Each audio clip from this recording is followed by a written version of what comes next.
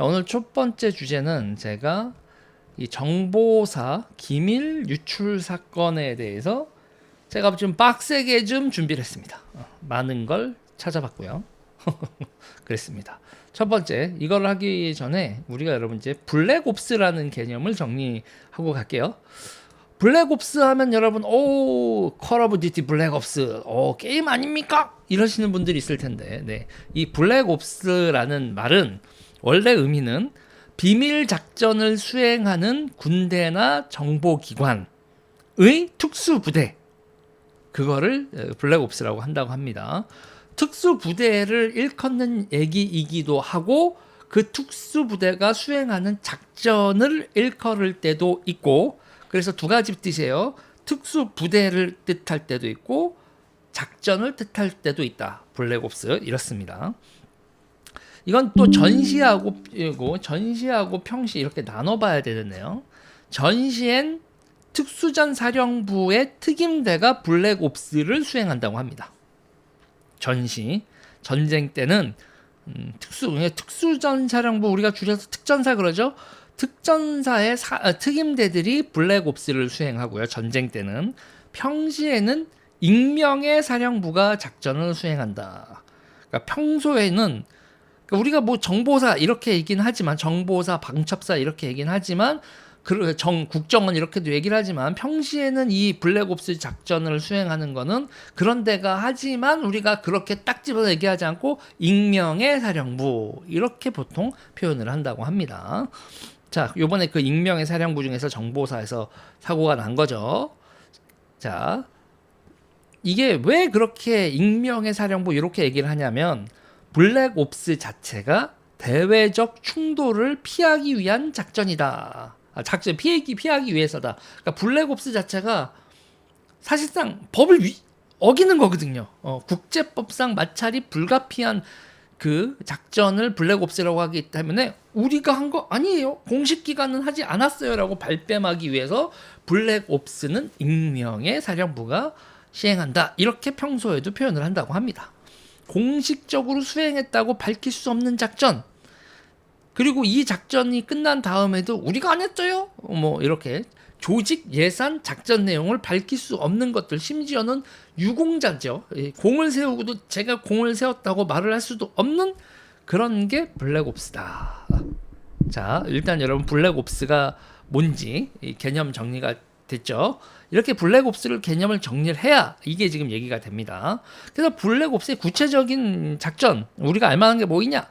그러면 이제 요인 암살하는 거 있죠.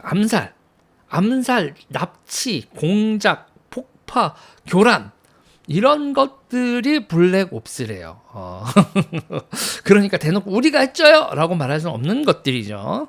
다시 한번 반복해 드릴게요. 암살, 납치, 공작, 폭파, 교란, 이런 것들이 블랙옵스다. 그래서 전시에는 대놓고 하죠. 전시에는 전쟁 났으니까 상대 암살하고 납치하고 공작하고 폭파하는 건 대놓고 하니까 대놓고 대규모로 하기 때문에 우리나라에서 그냥 특수전사령부 특임대가 한다 이렇게 하고, 그 임무도 어떤 임무를 하고 있고 저는 특수전 부대에서 무슨 훈련을 받았다는 걸 어느 정도 이제 노출하고, 방송 강철부대 같은 데도 출연할 수 있고, 그렇지만 평시 사령부는 익명의 사령부일 수밖에 없다. 요렇게 된다는 거예요. 그래서 이제 다른 말로 할 때 유령 부대와 유령 요원들, 그게 이제 블랙 요원들이다. 요렇게 되는 거죠. 이들의 신분은 위장되어 있다. 그러니까 여기서 이제 블랙옵스와 그 블랙옵스를 수행하는 블랙 요원들, 이해가 되셨죠? 자, 여기까지가 일단 개념을 정리하도록 하겠습니다. 자, 여기까지 개념을 정리를 했는데, 이제 우리나라에서 벌어진 일을 얘기하기 시작하면 속이 터지기 시작합니다, 여러분. 자, 이런 블랙 요원들의 신상이 털린 겁니다. 그리고 이들의 목숨이 위태롭다, 이런 얘기가 나오죠. 그래서 이제 귀국하고 난리가 났다는 건데, 이들의 목숨이 위태로운 이유는 바로 이들이 그 했었던 작전의 내용들 때문이죠. 그래서 우리가 이제 그 작전 알 수는 없지만 어느 정도 알려진 대한민국이 수행하는 블랙 작전 중에 대표적인 게 있어요. 뭐냐면 김정은 제거 작전입니다. 김정은 제거 작전. 우리가 김정은을 실제로 제거하진 않지만 유사시 언제든지 김정은을 제거할 수 있도록 김정은 제거의 준비 태세는 갖춰놓고 있다.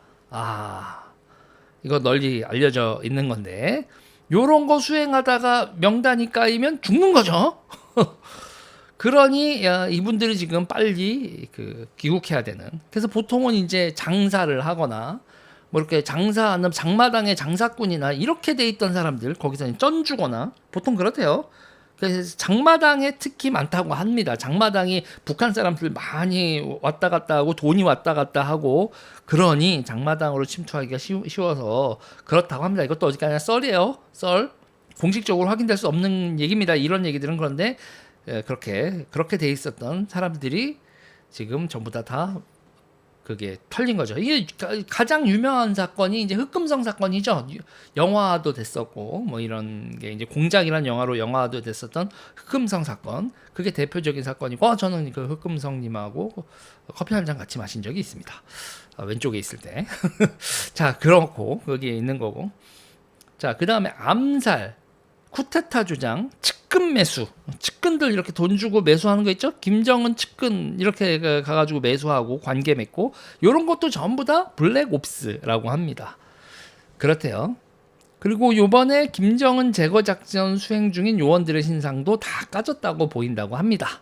어디까지나 추측, 보도로 확인될 수 있는 내용들은 아니지만 이렇게 추정된다. 이렇게 말을 할 수 있는 사건입니다. 자, 이제 사건 개요를 얘기를 할게요. 자, 사건 개요를 보면 국정원이 알아냈어요. 국정원이 어떻게 알아냈냐? 이 알아낸 것도 드라마틱합니다. 국정원이 맨 처음에는 보도될 때는 한국 해커라고 나왔는데 한국 해커가 거길 북한 서버를 왜 들어가요? 국정원 소속의 해커죠. 그렇게 지금 그렇다고 알려지고 있습니다. 국정원 소속 해커가 북한 서버에 침투했어요. 침투해서 정보 활동을 하고 있었던 겁니다. 북한 서버에 침투해서 정보 활동을 하는데 어머? 이거 뭐지? 하고 북한 서버에서 우리나라 블랙 요원들 문건을 발견한 거예요. 이해가 되세요? 그러니까 국정원이 북한 서버를 털었는데 그 안에 우리나라 블랙 요원들 문건이 있는 거를 발견을 한 거예요. 그렇게 해서 이게 알려진 겁니다. 미치죠? 네, 그래서 국정원이라고 얘기하지 않으니 화이트 해커 이렇게 나오는데 이거는 근데 보도에서 지금 국정원이라는 윤곽이 벌써 나와요. 그래서 근데 문제는 보세요. 그렇게 해서 이제 국정원이 근데 여기서 문제가 바뀝니다, 여러분. 문제가 또 바뀌는 게 문제가 있습니다. 뭐냐면 국정원이 이걸 수사를 할 수가 없어요. 왜냐면요. 국정원은 국내에서 국내 수사권이 없습니다. 환장하죠. 그래서 환장하는 이거를 그래서 국정원이 방첩사에다가 사건을 넘겨요. 사건을 이첩합니다. 이첩. 야, 우리가 찾았는데 우리가 국내 수사권이 없는데 이거 니네 부대 쪽 그거거든. 그러니까 방첩사령부 니네가 수사해라라고 넘겨요. 자, 근데 여러분 방첩사 처음 들어보시는 분들도 많을 걸 텐데요. 이게 보안사 기무사. 그렇게 또 이름이 바뀌어서 지금 현재 국군 방첩사령부입니다. 이 국군 방첩사령부 얘기가 나온 김에 우리나라에서 이름 바뀐 거 정리해 드릴게요. 이승만 정부 때는 특무부대라고 불렀습니다. 이승만 정부 때 1950년에는 특무부대라고 불렀고요. 그리고 60년에 이름을 바꿉니다. 방첩부대로. 그 다음에 68년에 육군보안사령부로 바꿨다가 77년에 국군보안사령부로 바꿉니다. 그 다음에 91년에 기무사령부로 바뀌고 그 다음에 문재인 때 군사안보지원사령부로 2018년에 바뀌고 그 다음에 윤석열 정부 들어서 국군방첩사령부 이렇게 이름이 바뀝니다. 그러니까 방첩사 지금 제가 말씀드리는 방첩사는 여러분들 연식에 맞게 생각을 하시면 누구한테는 보안사고 누구한테는 기무사고 요런 게 이름이 바뀐 거예요. 네, 김창룡 시절에는 특무부대 그 부대가 이 부대 다 똑같은 겁니다. 이름만 바뀐 거예요. 자, 그런데 이 방첩사가 또 무슨 문제가 있냐? 문재인 정부가 아시잖아요, 여러분. 문재인 정부가 기무사 해체 수준의 축소 개편을 했잖아요. 그거를 윤석열 정부 들어서 다시 이름을 국군 방첩사령부로 바꾸고 살리고 있는데, 심폐소생을 하고 있는데 심폐소생이 지금 잘 안 되고 있어요. 심폐소생이 잘 안 되고 있습니다. 여기가 지금 부대원 규모는 나와 있거든요. 그러니까 문재인 정부 때 4,200명이었어요. 지금 기무사가 4,200명이었는데 그 4,200명 중에서 몇 명을 자르냐, 문재인이 1,300명을 자릅니다. 4,200명 중에 1,300명이면 조직이 여러분 거의 웅성웅성하겠죠. 특히요, 핵심 부서가 방첩이거든요. 그래서 방첩처가 있는데 그 방첩처를 집중적으로 축소했다. 그러니까 지원 인력들은 냅두고 현장 조직을 부셔버린 거예요. 문재인이 그렇게 부셔버렸습니다. 이건 마치 있잖아요. 소총수 줄이고 그 행정병들은 냅두고 소총수하고 일선 부대를 축소한 그런 꼬라지를 문재인이 한 겁니다. 그래서 숫자로는 1,300명을 감축했지만 실질적으로는 기무사를 사실상 거의 와해시킨 수준으로 문재인이 이런 거 필요 없어, 이런 부대는 필요 없어, 그러고 박살을 내버립니다. 네, 이목구님 감사합니다. 자, 여기서 여러분 쇼킹한 일은 계속 벌어지니까 지금 안전벨트를 단단히 매십시오. 그래서 윤석열 정부가 들어서고 안보지원사령부 같은, 이거 뭐야, 이거 군수지원도 아니고 안보지원사령부? 에이, 이딴 거. 그러면서 방첩사령부로, 그러니까 1960년대에 방첩부대라는 이름을 썼는데 그 1960년대에 썼던 이름을 다시 살려서 60년 만에 살려서 국군 방첩사령부로 이름을 바꾸는데, 그러고 이제 다시 인재 보강을 해야 되죠. 인재 보강을 하려고 했더니 네, 현재 200명에서 300명 정도, 정확히 몇 명을 충원했는지도 나오진 않는데 대략 200에서 300명 정도가 윤석열 정부에서 충원이 이루어졌다. 1,300명 자르고 200에서 300명 했는데, 그러니까 숙련된 요원들 1,300명이 나가고, 그리고 초짜들 200~300명. 이렇게 되면 여러분 조직이 제대로 퍼포먼스가 돌아갈 리가 있을까요? 없죠. 조직의 퍼포먼스 자체가 회복이 안 된다고 합니다.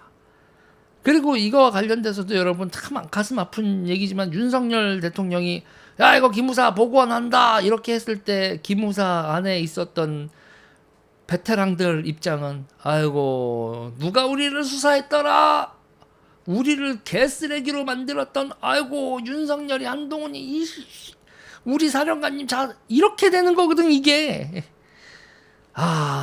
참 지금 나라 꼬라지가. 그래서 지금 이 방첩사의 퍼포먼스 자체가 회복이 안 되고 있다라는 게 중론입니다.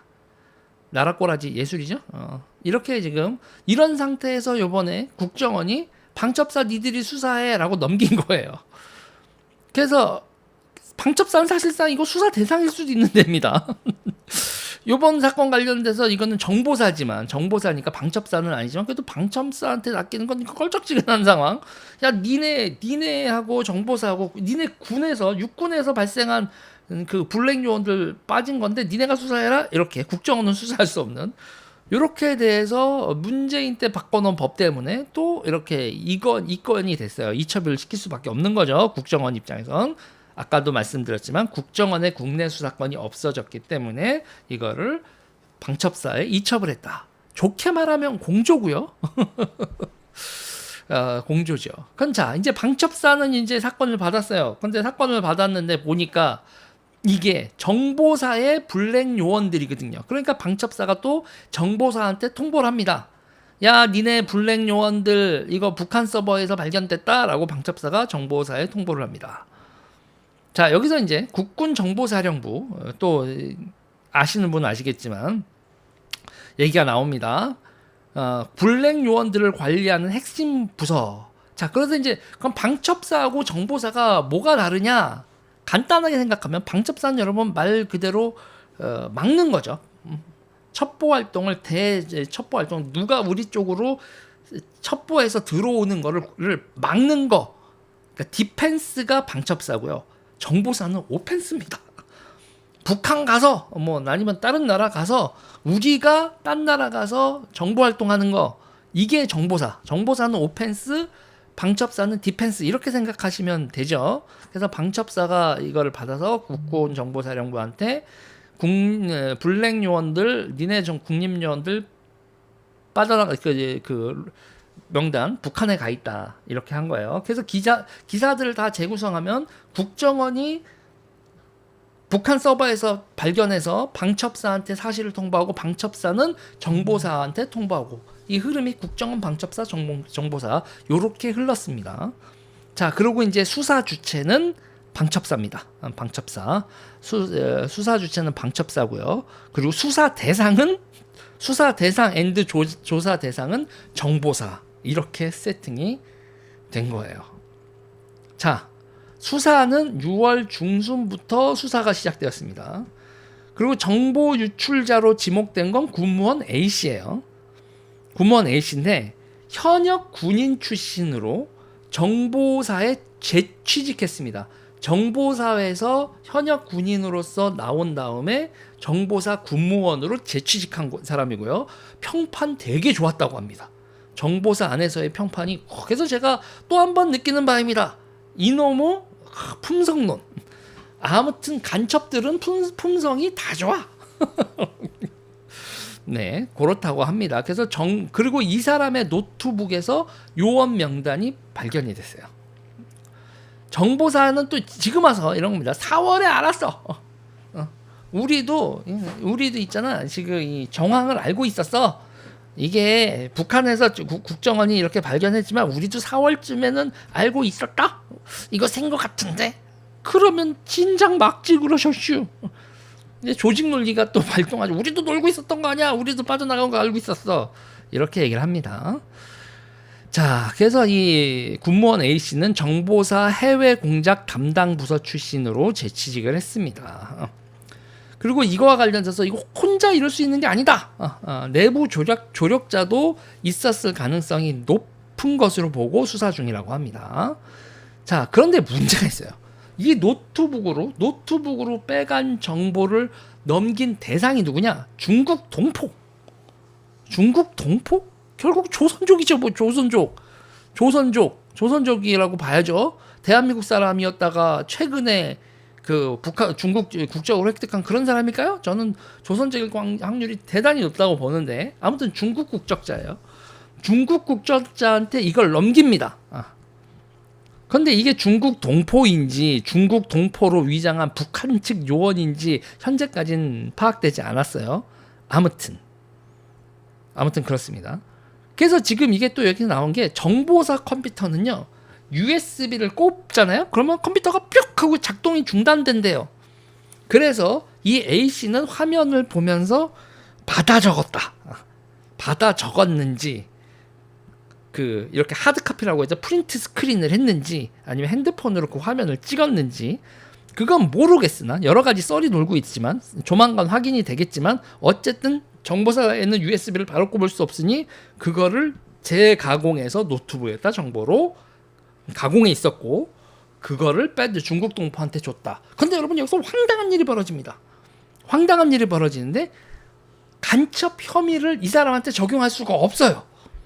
지금 수사를 하는데 A씨에게 간첩 혐의를 미적용합니다. 이유는요. 중국 국적자에게 기밀을 넘겼기 때문이라는 거예요. 군 형법은요. 북한 쪽 인간 있잖아요. 북한의 간첩 행위에만 적용되고요. 중국 국적자한테 우리나라 기밀을 넘기면 간첩 행위가 안 되는 그런 거지 같은 법을 대한민국이 가지고 있어요. 적에게 군사상 기밀을 누설한 사람 이렇게 되어 있어서 적으로 규정되지 않은 나라의 국적에 있는 사람한테 간첩질을 하면 간첩자가 적용이 안 되는 말도 안 되는 말도 안 되는 시츄에이션.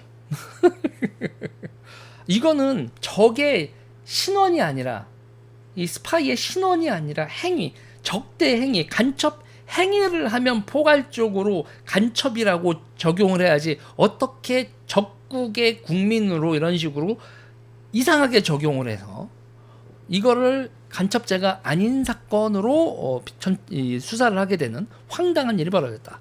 자, 이거에 대한 문제가 있어서 법을 바꾸려고 했을 때 민주당이 계속 막고, 과반을 먹고 있는, 민주당이 과반을 먹고 있는 국회에서 법이 통과가 되지 못하게 막았죠. 이거와 관련돼서 이제 중요한 사람은 이제 제가 말씀드렸지만 박주민, 이탄희, 박용진 등 그런 사람들이 요거를 막은 사람들이다. 이렇게 되는 거예요. 이게 여러분 느낌 오죠? 이 사람들 이름은 조만간 또 나옵니다. 자, 이렇게 대표적인 인물들이다. 여기서 또 다시 점검해 봐야 될 게 있어요. 또 다시 점검해 봐야 될 게 있는데, 제가 맨날 얘기하는 불법 도박 문제가 여러분 여기서도 또 나타납니다. 요번 사건에서는 나타나지 않는데, 제가 이 북한에, 그러니까 여러분 북한이 우리나라한테 블랙옵스를 하는 거를 보세요. 지금 윤곽이 나오고 있단 말이에요. 일단 2022년에 제가 계속 얘기했었던 것 중에 하나가 있어요. 기억나시나요? 특전사 대위가 비트코인을 받고 군사 기밀을 유출했었어요. 그런데 그 특전사 대위가 그냥 특전사 대위가 아닙니다. 제13 특임대 대위였어요. 제13 특임대는 블랙옵스 부대입니다. 제13 특임대가 블랙옵스 부대인데, 그 블랙옵스의 자료를, 블랙옵스 부대의 대위가 군사 기밀을, 자기 부대의 군사 비밀을 유출했어요. 네, 참수 부대입니다. IJ님. 자, 이유가 뭐였냐? 이유가 뭐냐면 여러분, 이유가 도박 빚이었습니다. 사이버 불법 도박 빚을 갚으려고 뭐를 받았냐? 비트코인을 받았어요. 얼마너치? 4,800만 원어치. 4,800만 원어치 비트코인을 받고 그거를 국가 기밀을 넘긴 겁니다.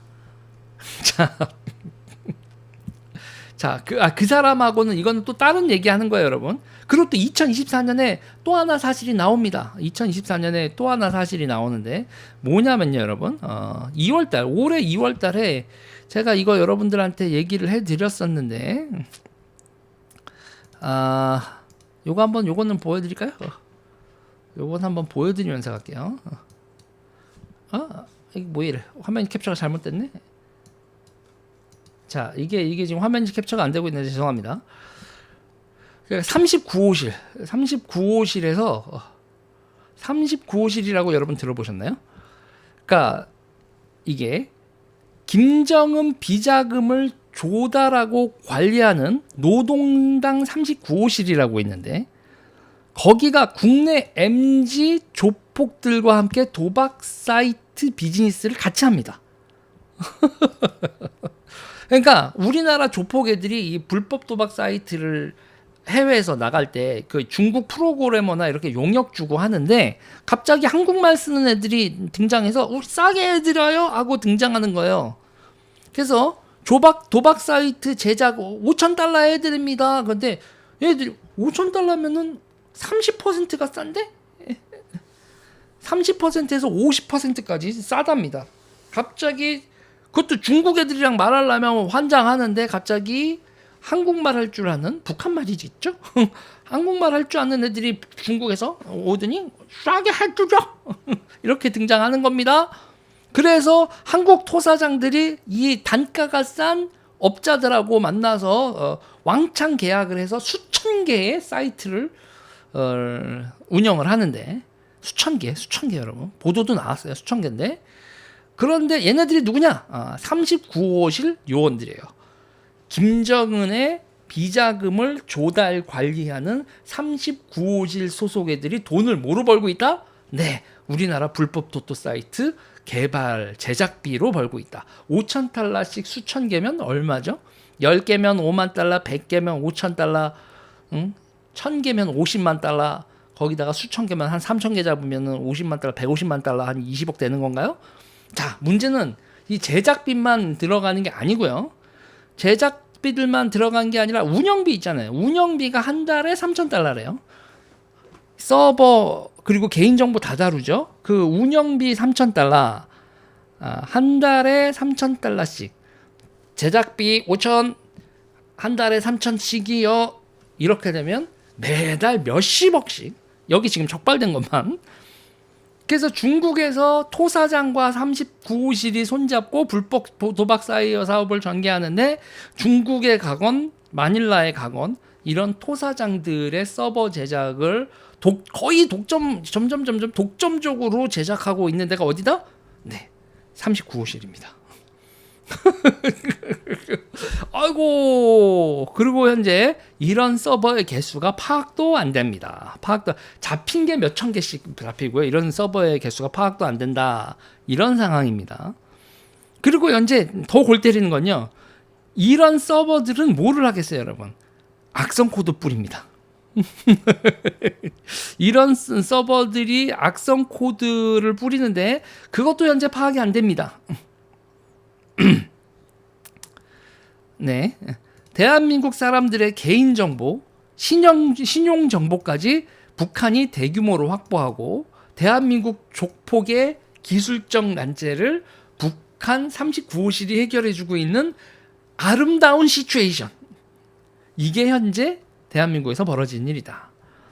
자, 그런데 여러분 보면 대한민국의 불법 도박, 악성 코드 심으면서 보이스 피싱까지 건너가죠. 불법 도박과 보이스 피싱 시장은 토사장과 노동당 39호실이 동업하는 업종이 되어버렸어요. 그런 업종이 되어버렸는데, 동남아시아에서 이 사업을 하는데 중국 땅에서 이 사업을 하는데 중국이 방치합니다. 중국이 방치하는 정도가 아니라 사실 거의 협조한다, 이렇게까지 볼 수 있고, 필리핀을 위시해 동남아에서 적발되는 조직들도 39호실과 중국을 배후로 하고 있는 것으로 보여진다. 이런 상황입니다. 브라보. 자, 그리고 이 MZ 조폭들이 코인 시장을 통해, 코인 시장, 우리 그 블랙체인이라든지 뭐 이런 있잖아요. 이 MZ 조폭들이 코인 시장을 통해 제도권 내에 들어오고 있고 대한민국 주식 작전 세력으로 진화하고 있습니다. 리딩방 있죠. 주식 리딩방에 사람들 섭외하고 개인정보, 재산 상태들 빼내고 사람들을 심리적으로 의존시켜서 자기네들한테 돈 맡기고 투자하게 하는 그 주식 리딩방 있죠. 텔레그램방. 그것도 이 토사장들과 39호실이 콜라보를 하고 있을 가능성 매우 높은 상황이다. 지금 상황이 이렇게 되는 거예요.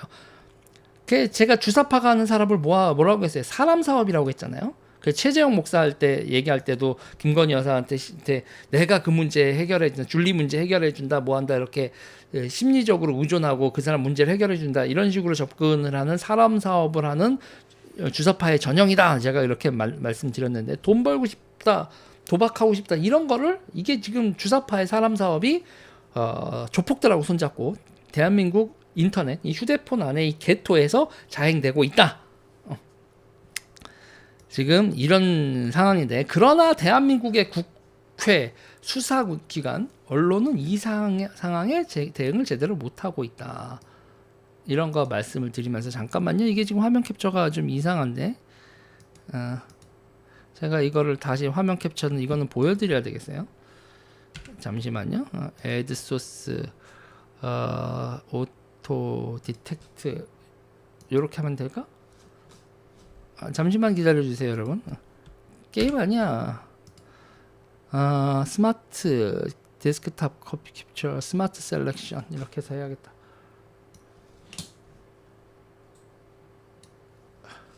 보이시나요? 네.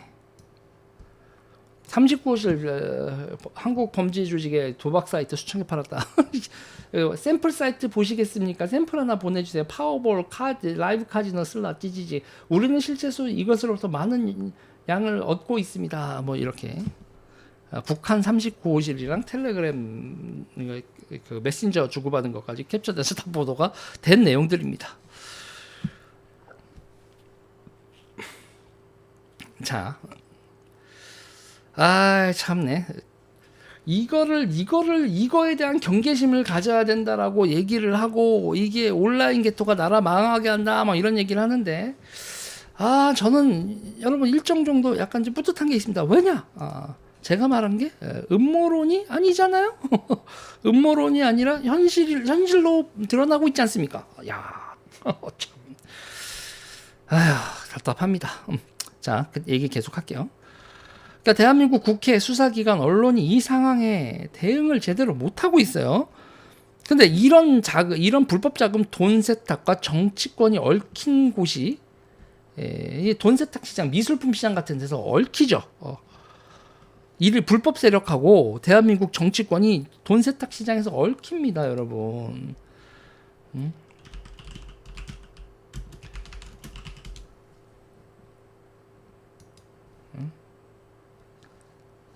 그래서 이건 제가 했었던 이거 한번 볼까요? 이거 여기 보이시죠? 5만 원짜리로 이게 마린시티, 부산 마린시티에서 불법 도박 조직이 그림 등 피카소, 이우환 등의 그림 등으로 돈 세탁하고 집에서 돈 쌓아놨다가 걸린 겁니다. 500억이죠.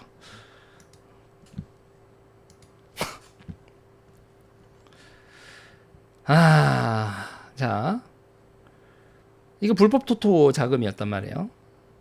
뭐 풍문으로는 뭐 아무 생각 없이 미술품 시장에서 정치인 와이프들도 얽혔네 뭐네 그러는데, 뭐 경찰하고 다 얽혔어. 뭐 경찰 와이프, 뭐 정치인 와이프 다 얽혔다, 뭐 이런 풍문이 돕니다. 어디까지 풍문이라고 얘기할게요. 더 이상은 얘기를 할 수 없어요. 저도 일단 지켜보시죠. 대한민국엔 여러분 대장동만이 문제가 있는 게 아니야. 나라가 이 지경이 났다.